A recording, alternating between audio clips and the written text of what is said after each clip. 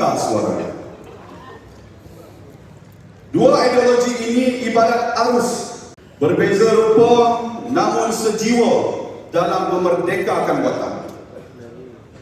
Dengarlah suara yang menggelegar itu. Itulah suara Soekarno yang hari ini citranya yang kita lihat pada keberanian Datuk Dr. Ahmad Saleh.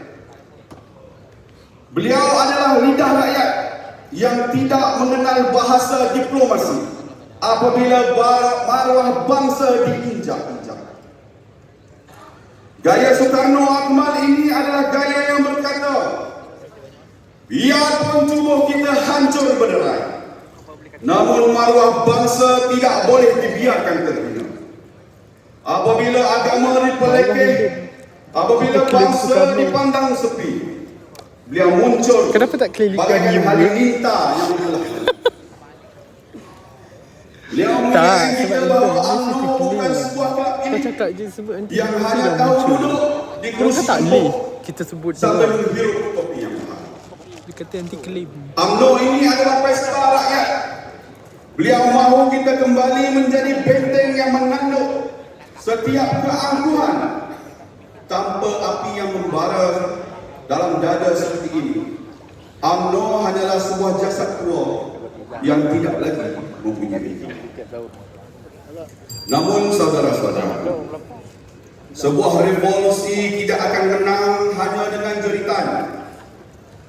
Di sebalik gempita itu kita memerlukan ketenangan seorang Sultan Syahid yang hari ini kita saksikan dalam kebijaksanaan Presiden UMNO.